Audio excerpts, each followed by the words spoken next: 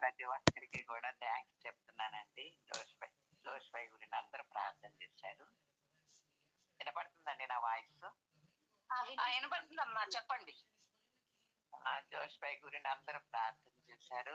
మీ అందరికి కూడా చాలా థ్యాంక్స్ చెప్తున్నాను. మొన్న బుధవారం రోజు మధ్యాహ్నం 2:30 గంటలకి చనిపోయారండి. రాత్రే వచ్చాను నేను అక్కడ నుండి 12 గంటలకి. ఇంకా సార్ నాకు కూడా దేవుని కృపను బట్టి కాపు కూడా తగ్గింది. కాకపోతే గోత్రం ఇంకా కొంచెం బొంగరుగానే ఉంది. అది కూడా క్లియర్ అయ్యేటట్టు ప్రార్థన చేయండి. మీ అందరికీ కూడా వందనాలు తెలియజేస్తున్నాను. మరి ఈ రోజు నేను రావాల్సింది కాదు, కానీ 2 weeks నుండి రావట్లేదు. ఎలా అయినా చెప్పాలి కొంచెం అనే ఉద్దేశంతో మీ మధ్యకి రావడం జరిగింది.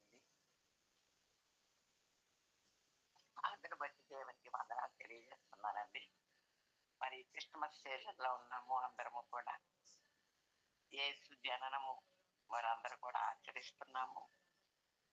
మరి ఇన్ని రోజులు మరి నేనైతే ఎవరు ఏ వాక్యం చెప్పారో నాకైతే తెలియదు, కానీ మరి క్రిస్మస్ లో అనేక మంది పాత్రలు ఉన్నాయని, దేవుని లోకానికి రావాలంటే అనేక మందిని ఒక్కొక్క పాత్రగా ఉపయోగించుకున్నట్లుగా మనందరికీ తెలుసు.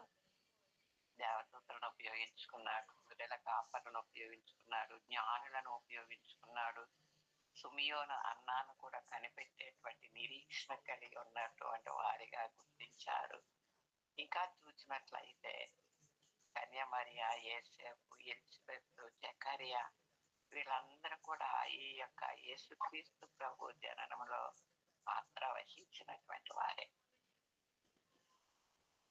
క్రిస్మస్ అంటే ఏంటంటే క్రీస్తు క్రైస్ట్ అంటే యేసు ప్రభు, మాస్ అంటే ఆరాధన.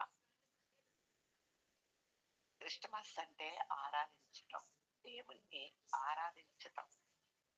మనం ఆరాధించగలుగుతున్నామా? దేవుణ్ణి మిస్ చేసుకుంటున్నామా?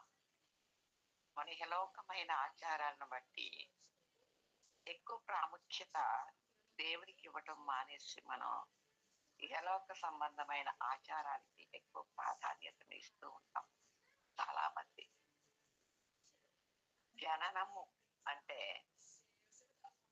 క్రిస్మస్ అంటే ఆరాధించడమే కాకుండా ఆయన స్తుతించే వారిగా ఉన్నారు. గొల్లలు ఆయన చూస్తూ వెళ్ళిపోయారండి. మూడవదిగా చూసినట్లయితే క్రిస్మస్ అంటే మనలను మనం ఆయనకు సమర్పించుకున్నట్టు. క్రిస్మస్ అంటే దేవుని సువార్తను ప్రకటించుట. ఆయన ఎందుకు నరుడుగా ఈ లోకానికి రావాల్సి వచ్చింది, అటువంటి పరిస్థితి ఎందుకు వచ్చింది అని మనందరికంటే తెలుసు, కానీ అన్యులకు ఇతరులకు తెలియనటువంటి వారు ఎంతో మంది ఉన్నారు. వారి ప్రభు ఈ లోకానికి ఎందుకు వచ్చారు అన్నటువంటి విషయాన్ని ఈ క్రిస్మస్ దినాల్లో డిసెంబర్ నెలంతా కూడా మనం ఇతరులకు ప్రకటించేటువంటి వారిగా ఉండాలి. మన నైబర్స్ కానీ మీరు క్రిస్మస్ పండుగ చేసుకుంటున్నారండి అని చెప్పి మనకి క్రిస్మస్ శుభాకాంక్షలు చెప్పినప్పుడు మనం నోరు విప్పి వాళ్ళకి దేవుని గురించి మనం చెప్పేవారిగా ఉండాలి. క్రిస్మస్ అంటే ఏంటో ఇతరులకు బోధించేటువంటి వారుగా, ప్రకటించేటువంటి వారుగా మనం ఉండాలని ఆయన ఈ లోకంలో జన్మించారు. ఈ లోకంలో జన్మించడానికి ఎవరిని ఎన్నుకున్నారండి? మరియాని ఎన్నుకున్నారు. ఎందుకని మరియాని ఎన్నుకున్నారు? ప్రపంచంలో ఎంతో మంది ప్రార్థన చేసే వాళ్ళు ఉన్నారు, పాటలు పాడేవారు ఉన్నారు, బైబిల్ చదివేవారు ఉన్నారు, సువార్తను ప్రకటించి బోధించేటువంటి వారు ఉన్నారు. ఎవరిని ఎన్నుకోకుండా కేవలం మరియానే, ఒక సామాన్యురాలైనటువంటి పేద కుటుంబంలో పుట్టినటువంటి మరియానే, ప్రదానం చేయబడినటువంటి మరియానే ఎందుకు ఎన్నుకున్నారు? ఆ రోజుల్లో ఓల్డ్ టెస్టమెంట్ లో యెషయా గ్రంథము 7వ అధ్యాయము 14వ వచనంలో యెషయా గారు ఒక ప్రవచనాన్ని ప్రవచించారు. కన్యక గర్భవతి అయి కుమారుని కని అతనికి ఇమ్మానుయేల్ అని పేరు పెట్టుము. ప్రవచనం ఉంది. ఈ ప్రవచనం అందరికీ తెలుసు. అనేక మంది యువతులు, అనేక మంది స్త్రీలు కన్యక గర్భవతి అయి పుడుతుందని, మెస్సియా వస్తాడనేటువంటి విషయం అందరికీ తెలిసి ప్రపంచంలో ఎంతో మంది రాణులు, ఉన్నత వంశంలో ఉన్నటువంటి వారు, అనేక మంది స్త్రీలు నా గర్భాన యేసు ప్రభు పుట్టాలి అని ఆశతో ఎదురు చూశారట. ఆశతో ఎదురు చూసినప్పుడు ఏమైందంటే దేవుడు ప్రపంచంలో ఉన్న స్త్రీలందరినీ కూడా యెహోవా దేవుడు వెతికాడట. తన ఏకైక కుమారుడిని ఈ లోకానికి పంపాలంటే పరిశుద్ధాత్మ వలన గర్భం ధరించాలి. ప్రభు అన్నారు, నేను పరిశుద్ధుడును గనక మీరును పరిశుద్ధులై ఉండుడి. అటువంటి పరిశుద్ధుల కొరకు దేవుడు వెతికాడు. మొదటి రాకడలో దేవుడు బాలుడిగా ఈ లోకానికి వచ్చారు. రెండవ రాకడలో యోధాగోత్ర సింహము వలె రోషము కలిగి, ఉగ్రత కలిగి మరలా రెండవ రాకడలో రాబోతున్నారు. ఎంత దయామయుడో, ఎంత కనికరము గలవాడో, ఎంత జాలి కలిగినటువంటి వాడు మన దేవుడు, అంత రోషము కలిగినటువంటి వాడు, అంత ఉగ్రత కలిగినటువంటి వాడని మనం మర్చిపోకూడదు. చాలా మంది, నేను చాలా చిన్న వయసులో ఉన్నాను, ఇప్పుడే నాకు రక్షణ ఎందుకు, పెద్దవాళ్ళు అయ్యాక, ముసలి వాళ్ళు అయ్యాక దేవాలను క్షమించండి నన్ను పరలోకానికి తీసుకెళ్ళిపోతారు అనే విశ్వాసాలు కలిగి ఉన్నారండి. రాంగ్ అండి అది. నువ్వు ఎప్పుడు చనిపోతావో నీకు తెలియదు. నేను చిన్న వయసులో పిలుస్తాడో, మధ్య వయసులో పిలుస్తాడో, వృద్ధాప్యంలో పిలుస్తాడో దేవుడు తెలియదు. మన దేశము, మన స్వగ్రామము, మన నేటివ్ ప్లేస్ పరలోకం. ఈ లోకంలో మనం యాత్రికులము, పరదేశులం. కాబట్టి దేవుణ్ణి తెలుసుకున్న వెంటనే నీవు పాప క్షమాపణ పొందాలి, పశ్చాత్తాపడాలి, మారు మనసు పొందాలి. రక్షణ కార్యము నీ హృదయంలో, నీ జీవితంలో, మనందరి జీవితాల్లో జరగాలి. నిన్ను నన్ను రక్షించడానికి ఆయన ఈ లోకానికి వచ్చారు. నరకానికి పాత్రలమైనటువంటి మనలను పరలోకానికి చేర్చడానికి ఆయన ఈ లోకానికి వచ్చారు. ఆయన ఆజ్ఞ ప్రకారం మనం జీవించగలుగుతున్నామా? పరలోకానికి వెళ్ళడానికి సిద్ధపాటు కలిగి ఉన్నామా? ఈ లోకమే శాశ్వతం అనుకుని లోకాధికారి అయినటువంటి సాతానికి లోబడిపోతూ, ఈ లోక ఆచారానికి మనము బలవడిపోతూ, ఈ లోకమే మనకి శాశ్వతమని లోకము వైపు చూస్తూ జీవిస్తున్నామా? దేవుని వైపు చూసి జీవిస్తున్నామా?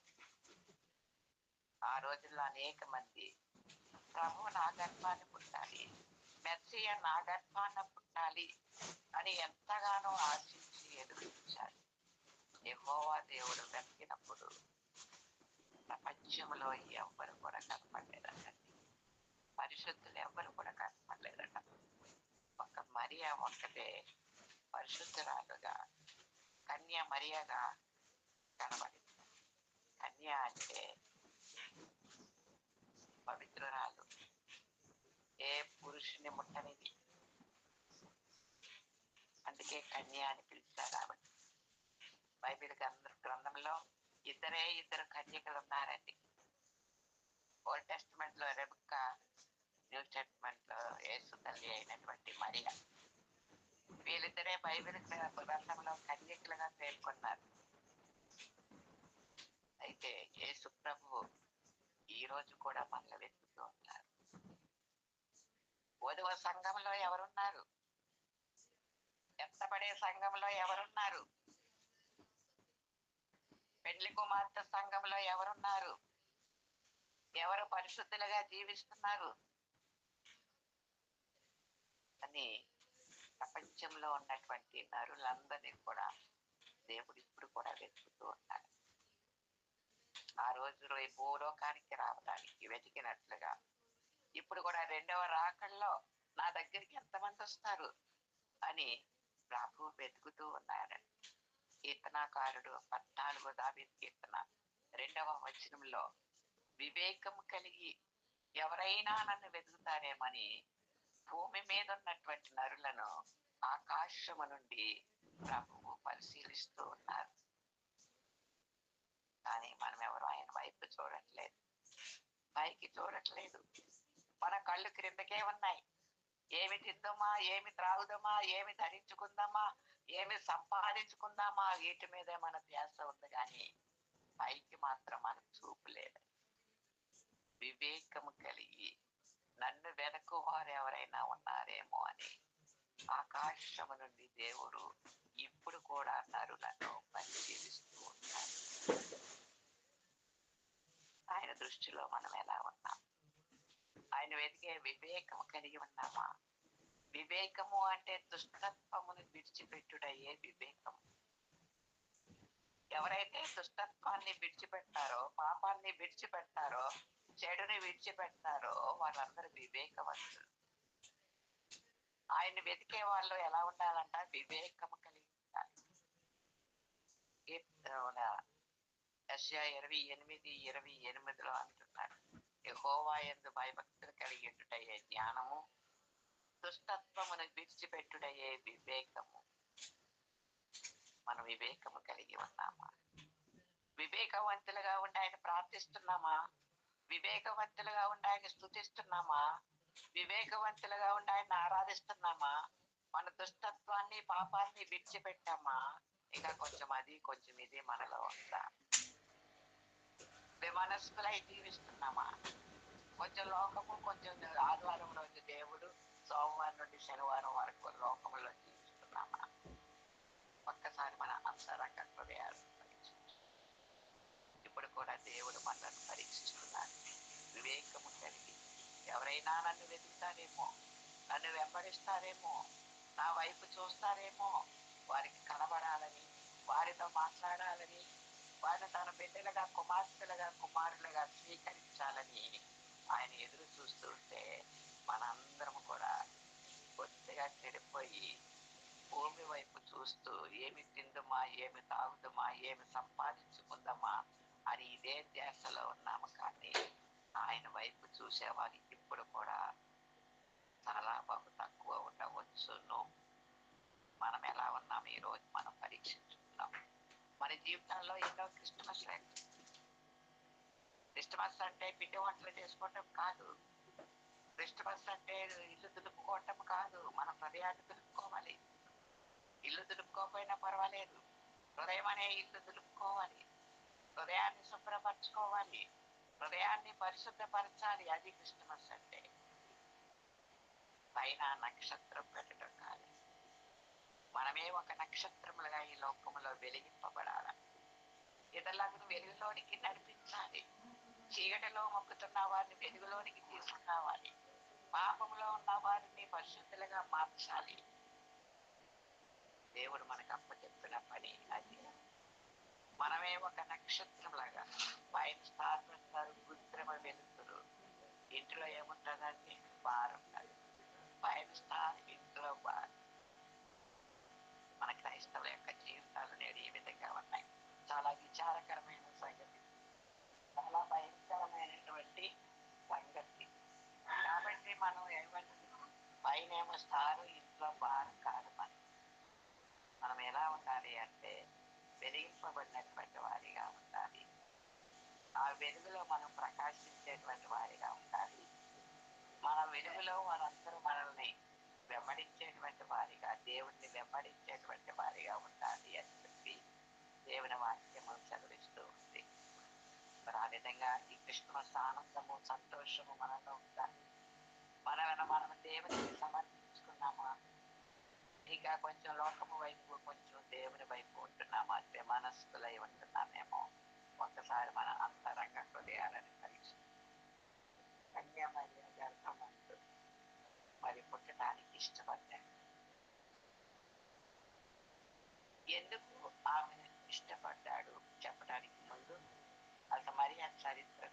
మీకు ఒక 5 నిమిషాలు వివరించాలి. క్రిస్మస్ దినాల్లో యేసు పుట్టుకల గురించి మాట్లాడినప్పుడు మాత్రమే మనం ఏం చేస్తామండి, మరియాన్ని తలుచుకుంటూ ఉంటాం. మనము మరియాన్ని యేసు తల్లిగా మాత్రమే మనం ఎరుగుతాము కానీ అసలు ఆమె ఎవరు, ఆమె తల్లిదండ్రులు ఎవరు, ఆమె జాతి ఏంటి, ఆమె దేశం ఏంటి అనే విషయాలు మనము చాలా మందికి తెలియదు. క్రిస్మస్ సందర్భంగా యేసు తల్లి అయినటువంటి మరియను గురించి కొద్దిగా చరిత్రను మనము నేర్చుకున్నాం. చరిత్రలో మరి ఆమె పేరు ఏముందంటే, తెలుగులో మరియా అని పిలుస్తాము, ఇంగ్లీష్ లో మేరీ అని పిలుస్తాము, అరామిక్ లో మరియాం అని పిలుస్తాము, హెబ్రీలో మిరియాము అని పిలుస్తాము. మిరియాం అంటే తిరుగుబాటు చేయనిది అని. ఆమె పుట్టిన స్థలం ఎక్కడంటే షిర్కా. పుట్టిన తేదీ క్రీస్తు పూర్వం 20 అండి. పుట్టిన అప్పుడు శకానికి ముందండి, క్రీస్తు పూర్వమే ఉండేది కదా 20. ఆమె నివాసము నజరేతు అనేటువంటి గ్రామం. ఆమె దేశము ఇజ్రాయేల్ దేశం. ఆమె దేశం ఏంటండి, ఇజ్రాయేల్ దేశం. ఆమె తెగ యూదా తెగ. ఆమె తెగ యూదా. ఆమె తల్లిదండ్రుల పేర్లు చూస్తే తండ్రి పేరు యాకీము, తల్లి పేరు ఆనే. తండ్రి పేరు యాకీము, తల్లి పేరు ఆనే. క్రీస్తు పూర్వము 150లో సిర్కాపురములో వాళ్ళు నివసించారు. మరియా భర్త పేరు మనందరికీ తెలుసు, యేసు.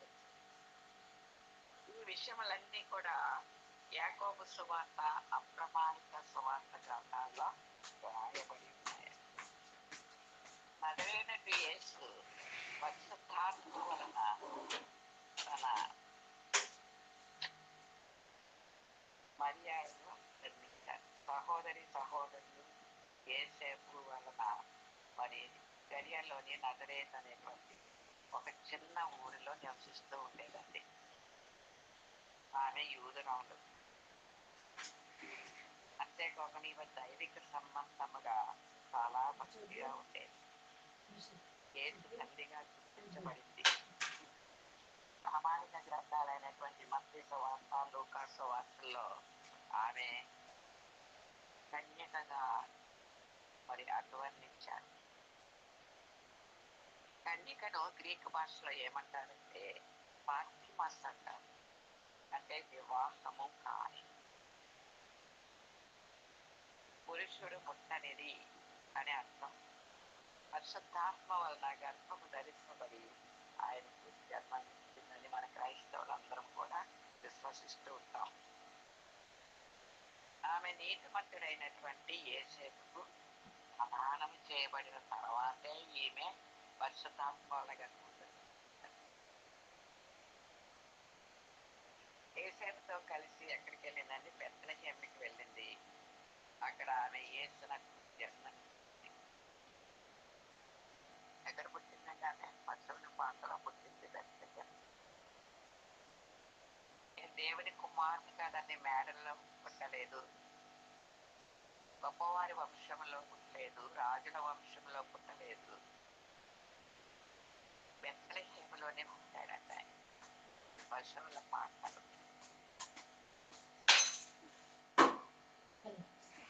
నక్కలకు గొర్రెలుంటే, ఆకాశ పక్షులకు గూళ్ళుండే కానీ మనిషి కుమారుడు నివసించడానికి ఒక్కింతైన స్థలము లేదని బైబిల్లో రాయబడింది.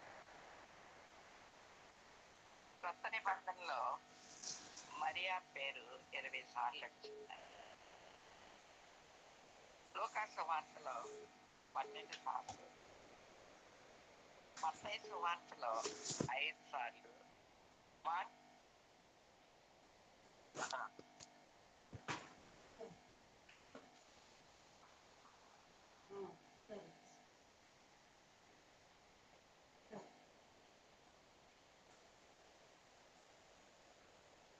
తల్లిని ఇస్లాం మతస్థులు నమ్ముతూ ఉంటారు. పురాణ గ్రంథంలో మరియాను గురించి ఒక పెద్ద అధ్యాయమే ఉందండి.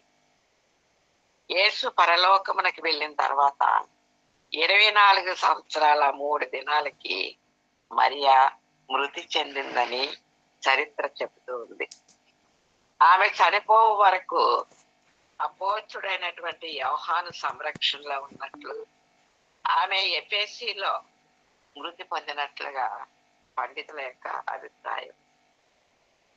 మరియా గృహము ఉండేదని, ఆమె అక్కడ కూడా నివసించిందని టర్కీలో ఆధారాలను బట్టి చెబుతూ ఉన్నారు. మరియు యెరూషలేములో చనిపోయిందని, ఆమె సమాధి అక్కడ ఉందని, ఆమె చనిపోయిన 3వ నాడు ఆమె దేహము సమాధిలో లేదని, ఆమె సమాధి ఖాళీగా ఉందని మరి ఒక వాదన ఉందండి. పండితుల యొక్క అభిప్రాయం, మరి ఒక వాదన. ఏదైతేనే మరియా రక్షకునికి తల్లి. ఆ సమయంలో ఆమె జీవితమును జ్ఞాపకం చేసుకున్నట మనకి ధన్యతనం. స్త్రీలలో నీవు ఆశీర్వదింపబడిన దాను, నీ గర్భఫలము ఆశీర్వదింపబడి అని లేఖనాలు. మనము కూడా స్త్రీలలో ఆశీర్వదింపబడిన వారిగా ఉండాలంటే యేసు ప్రభు మన హృదయంలో జన్మించినప్పుడే మనం నిజమైన క్రిస్మస్ చేసుకుంటామండి. యేసు ప్రభు ఇప్పుడు నీ హృదయంలో, నా హృదయంలో, మన అందరి హృదయంలో జన్మించడానికి ఇష్టపడుతూ ఉన్నారు. మరి నీ హృదయాన్ని తెచ్చావా? నీ హృదయంలో ఉన్న దుమ్ము ధూళి అన్ని దులుపుకున్నావా? పాపము మరక మచ్చ ఏమీ లేకోకుండా నీ హృదయాన్ని పరిశుద్ధంగా ఉంచుకొని దేవుడిని క్రిస్మస్ టైంలో ఆరాధించినట్లయితే దేవుడు నీ హృదయంలో, నా హృదయంలో, మనందరి హృదయంలో జన్మించడానికి ఇష్టపడుతూ ఉన్నాడు. యెషయా గ్రంథంలో మనం చదువుకున్నట్లుగా ప్రవచనం చదువుకున్న నెరవేర్పు మత్తయి సువార్త 1వ అధ్యాయము 21లో లిఖించబడింది. ఆమె యొక్క కుమారుని కనును, తన ప్రజలను వారి పాపముల నుండి ఆయనే రక్షించిన గనుక ఆయనకు యేసు అని పేరు పెట్టాం. మరియానే ఎందుకు ఎన్నుకున్నారు ప్రభు? మరియా ప్రపంచానికి లోక రక్షకుని అందించిందండి. రక్షించబడిన నువ్వు నేను ఈ ప్రపంచానికి ఏమి తెలియజేస్తున్నాం? యేసు ప్రభు తల్లిగా మనం జీవించగలుగుతున్నామా? యేసు ప్రభు మన హృదయంలో జన్మించాడా? మన జీవితాల్లో ఇతరులు యేసుక్రీస్తును చూడగలుగుతున్నారా? ప్రభు కొరకు మనం ఏం చేయగలుగుతున్నాం? నీ కొరకు, నా కొరకు ఆయన ఎన్నో శ్రమలు పడ్డారు, బాధలు పడ్డారు, నిందలు పడ్డారు, తృణీకరింపబడ్డాడు, దున్నబడ్డాడు, కొట్టబడ్డాడు, సిలువవేయబడ్డాడు. చివరి పొట్టు వరకు తన పరిశుద్ధ రక్తాన్ని నీ కొరకు, నా కొరకు కాచారు. ఆ పరిశుద్ధ రక్తంలో నీ పాపాలను ఒప్పుకుంటున్నావా? పశ్చాత్తాపడుతున్నావా? దేవా నన్ను క్షమించని అడుగుతున్నావా? ఎవరు పాపులు కాదని అనుకోవటానికి వీల్లేదండి. ప్రపంచ మానవులంతా పాపులే.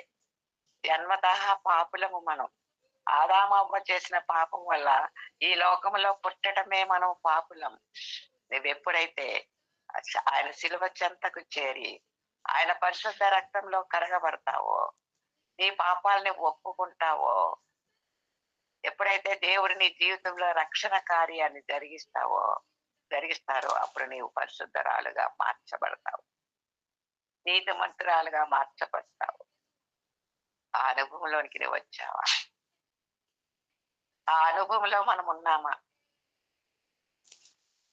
మన ప్రార్థన ఎలా ఉంటుంది? మన ఆత్మీయ జీవితాన్ని బలపరుచుకునేటట్టు మన ప్రార్థన ఉంటుందా? లేదా ఈ లోకంలో అది కావాలి, ఇది కావాలి, నాకు అది కావాలనే ఎప్పుడు మనం ప్రార్థిస్తున్నామా? మన ఆత్మీయ స్థితిని అభివృద్ధి చేయమని దేవుణ్ణి మనం అడగగలుగుతున్నామా? ఒక్కసారి మనము ఆలోచించి ఉన్నాము. కాబట్టి మనము ఏం చేయాలంటే దేవుని వైపు తిరిగి మనము చూడాలండి. మరియా అనే ఎందుకు ఎన్నుకున్నారంటే ప్రభు, మరియా యథార్థవంతురాలుగా, నమ్మకస్తురాలుగా, నీతిమంతురాలుగా వారికి కనపడిందండి. మరి మనం ఆ విధంగా జీవించగలుగుతున్నామా? మనం యథార్థవంతులుగా ఉంటున్నామా? నీతిమంతులుగా ఉంటున్నామా? నమ్మకస్తురాలుగా ఉంటున్న ప్రభు వెతికినప్పుడు ఒక్కతే యథార్థవంతురాలుగా, నమ్మకస్తురాలుగా, నీతిమంతురాలుగా కనపడింది కనుక ఆమెలో జన్మించడానికి ప్రభు ఇష్టపడ్డారు. ఇంకా చూసినట్లయితే ఆమె ప్రార్థనాపరురాలు. ఎప్పుడు కూడా శక్తివంతమైన ప్రార్థన చేస్తూ ఉండేది. రెండవదిగా చూస్తే లేఖనములను బాగా పఠించినటువంటి స్త్రీ. బైబిల్‌ని ఎప్పుడు కూడా చదువుతూ దాని ప్రకారంగా జీవించినటువంటి స్త్రీ. విశ్వాసములో బలపడినటువంటి స్త్రీ. తగ్గింపు జీవితము కలిగినటువంటి స్త్రీ. ఉత్తమురాలుగా మరి లోకములో జీవించినటువంటి స్త్రీ. పరిశుద్ధురాలుగా జీవించినటువంటి స్త్రీ. లూకా సువార్త 34 నుండి 48 వరకు మనం చదివినట్లయితే మనకి అందులో ఆమె యొక్క గుణగణాలన్నీ కనపడుతూ ఉంటాయి. ఈ గుణాలన్నీ మనకు ఉన్నాయా? ఈరోజు నిన్ను నన్ను ప్రభు వెతుకుతున్నాడు. మరియలో ఉన్న గుణాలు మనలో ఉన్నట్లయితే ఈరోజు మనలో కూడా జన్మించడానికి ఇష్టపడుతున్నాడు ప్రభు. మరి మనం సిద్ధమేనా? ఆ సిద్ధపాటును కలిగి ఉన్నారు. యేసు ప్రభు పుడతాడని అన్నా ప్రవక్త దేవాలయంలోనే ఆయన కొరకు కనిపెట్టుకుని ఉందండి. సుమియోను, వృద్ధుడైనటువంటి సుమియోను కూడా కనిపెట్టుకుని ఉన్నాడు. మరి ఈ రోజు మనము రెండవ రాకడ కొరకు ప్రభు వస్తున్నాడు అని సిద్ధపడి నిరీక్షణతో వివేకము కలిగి ఆయన కొరకు కనిపెట్టుతున్నామా? ఆ సిద్ధపాటు మనలో ఉన్నదా? అందుకే మరియాని ప్రభు ఎన్నుకున్నారు. వీళ్ళిద్దరు నిరీక్షణ కలిగి ఉన్నారు. ఈ రోజు మనము కూడా మరలా రెండవ రాకడలో ప్రభు రాబోతున్నాడు. మనకి కొన్ని ఆజ్ఞలు ఇచ్చెళ్ళాడు. ఆ ప్రకారంగా జీవించమన్నాడు. ఆయన మార్గంలో జీవించమన్నాడు. నేనే సత్యమును, జీవమును, మార్గమును అన్నాడు. ఆ మార్గంలో మనం నడవగలుగుతున్నాం. మరియా ఆ విధంగా జీవించింది కనుక మరియా గర్భము నుండి జన్మించడానికి ఆయన ఇష్టపడ్డాడు. ఈ రోజు నీలోను నాలోను జన్మించడానికి ఆయన ఇష్టపడుతున్నాడు. సిద్ధపాటున కలిగి ఉన్నావా? ఆ నిరీక్షణ కలిగి ఉన్నాడా? ప్రభు మళ్ళా వస్తున్నారు, నేను మధ్యాకాశానికి ఎత్తబడే గుంపులో ఉన్నాను అనేటువంటి నిరీక్షణ, సిద్ధపాటు మనకు మనం ప్రతిరోజు సరి చేసుకోగలుగుతున్నామా? ప్రతిరోజు మన రక్షణను మనం కాపాడుకోగలుగుతున్నామా? ఒక్కసారి మన అంతరంగ హృదయాలపై మరియా లోకరక్షకుణ్ణి ప్రపంచానికి అందించిందని ప్రభు కొరకు మనం ఏం చేస్తున్నాం, ఏం అందిస్తున్నాము, మనల్ని మనం పరీక్షించుకోవాలని, మరియాలాగా జీవించాలని దేవుడు కోరుకుంటున్నాడు. అటువంటి కృప దేవుడు మనందరికీ అనుగ్రహించును గాక. ఆమేన్. ఆమేన్. ఆమేన్. ఆమేన్. ప్రజలడమ్మా. ఆమేన్. సిస్టర్ ఇది మా మధ్యకి వచ్చి చక్కటి వర్తమానాన్ని అందించిన రాజకుమారి సిస్టర్కి ప్రత్యేకమైన వందనాలకి మనందరి తరఫున. నిజంగా మనకు తెలియని ఎన్నో విషయాలు మరి గురించి తన యొక్క పుట్టుక, తన యొక్క తల్లిదండ్రులు, తన యొక్క జీవన విధానం, వీటన్నింటిలో కూడా దేవుడు తనను ప్రత్యేకపరుచుకున్నాడు. తన మరి ఏర్పాటు చేసుకున్న గోత్రము దేవుడు భూమి మీదకు రావడానికి, మనిషి కుమారుడిగా, లోక రక్షకుడిగా భూమి మీదకు రావడానికి మరి ప్రత్యేకపరుచుకున్నాడు. దేవుడు మనకిచ్చిన ఈ ఆధిక్యత, మరి ఆయనలో కూడా మనం జన్మించాము. మన హృదయాల్లో ఆయన జన్మించాడు. మన లోకానికి ఆ వార్తను ఏ రీతిగా తెలియపరచాలి, వీటన్నింటినీ మరి సిస్టర్ ఎంతో చక్కగా వివరించారు. క్రిస్మస్ అంటే అది ఆత్మీయంగా ఉండాలి, కానీ లోకానుసారమైన క్రిస్మస్ గా మనం చేసుకోకూడదని మరి ఈ విషయాలన్నీ కూడా ఎంతో చక్కగా వివరిస్తూ వచ్చారు. మరి దేవుడు సిస్టర్కి ఇచ్చిన ఆత్మీయ జ్ఞానమును బట్టి, పరిశుద్ధాత్మ ద్వారా మాట్లాడిన అనేక విషయాలను బట్టి ప్రత్యేకమైన వందనాలండి. ఎవరికైనా ప్రేరేపించినట్టు తెలియపరచండి.